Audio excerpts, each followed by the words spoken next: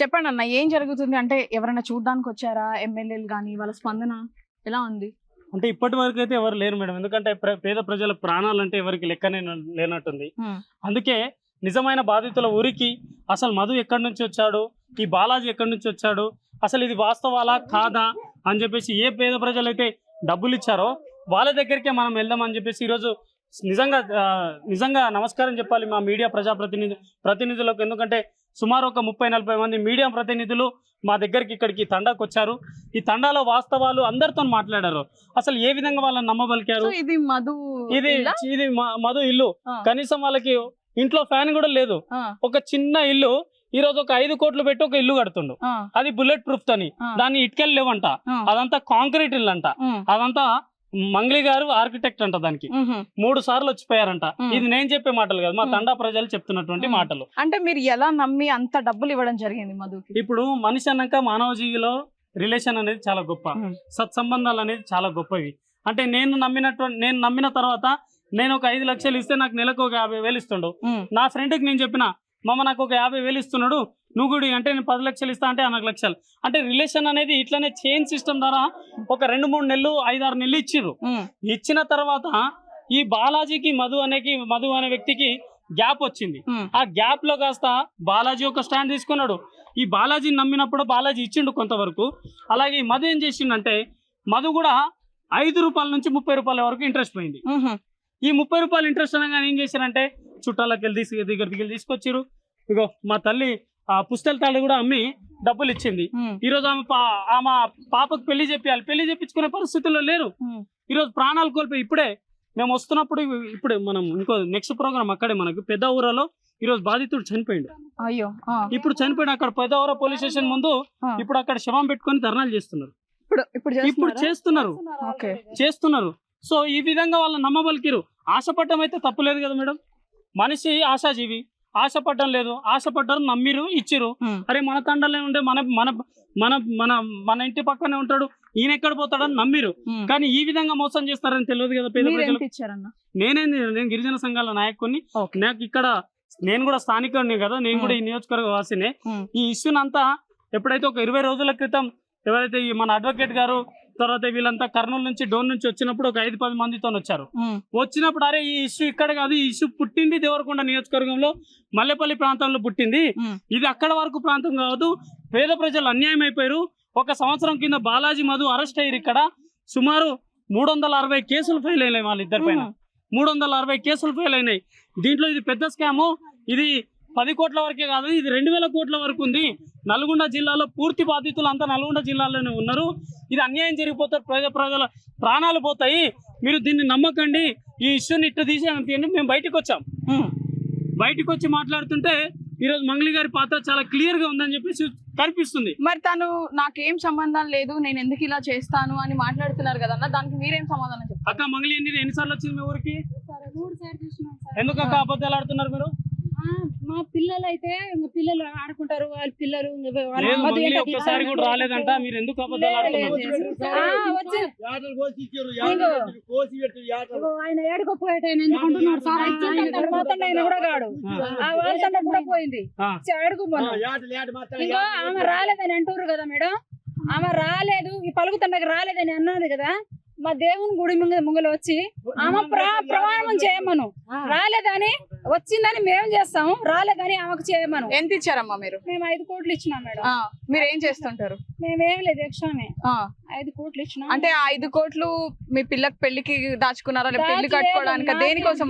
లేవు మేడం, మాకు అన్ని చుట్టాలు కాడ తీసుకొచ్చినాం, మాకు లేవు. అప్పుకు తీసుకొచ్చినాం. ఇంకా మా పిల్లకి పెళ్లి కోసం అని మేము కష్టపడి కూలీ పాలన చేసి ఒక 50 లక్షలు చిట్టు గిట్ట ఇది అది కట్టి మేము కూలీ చేసి మా పిల్లకి పెళ్లి ఇప్పుడు ఈ సంవత్సరం ఇప్పుడు అయిపోయేదే పెళ్లి. మా 25 సంవత్సరాల పిల్ల మా ఇంట్లో ఇప్పుడు పెళ్లి చేసేద్దామని మేము రెడీగా ఉన్నాం.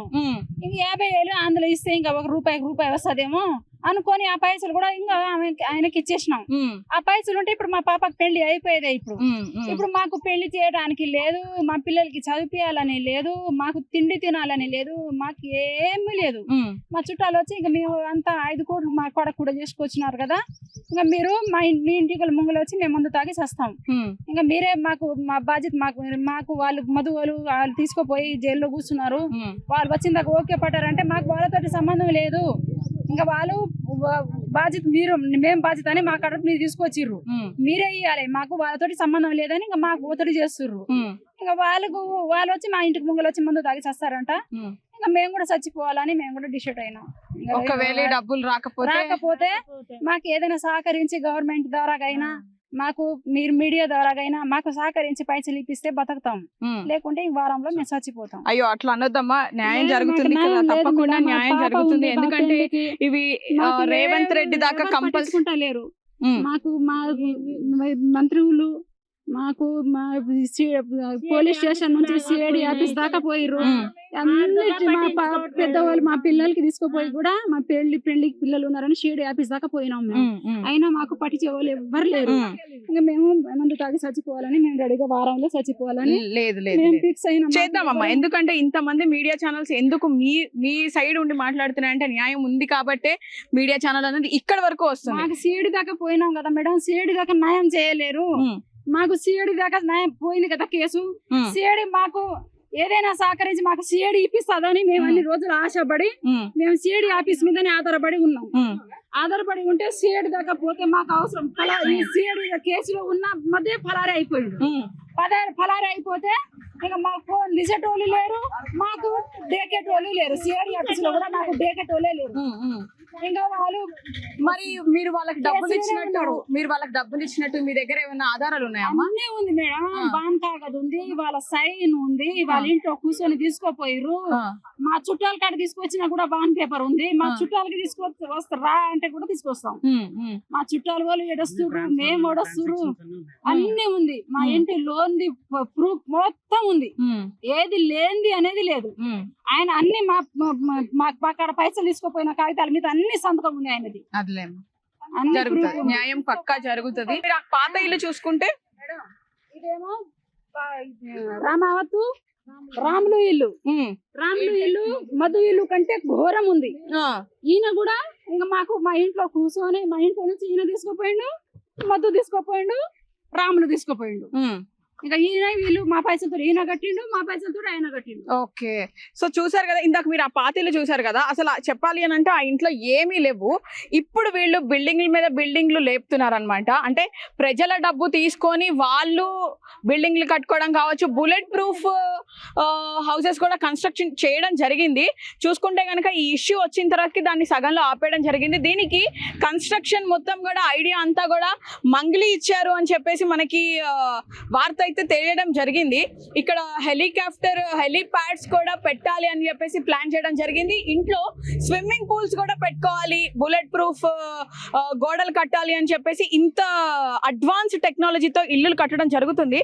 అంటే ఇది కేవలం 1-2 లక్షలతో పూర్తయ్యే కాదండి, ఎందుకంటే కోట్లలోనే అవుతుంది. ప్రజల ధనాన్ని తీసుకొని వాళ్ళు ఇల్లులు కట్టుకోవడం కానీ సుఖంగా బతకడం కానీ చేస్తున్నారు వాళ్ళు. కానీ ఈ అమాయకులకి ఎవరు న్యాయం చేస్తారు అని చెప్పేసి వాళ్ళు అయితే డిమాండ్ చేయడం జరుగుతుంది.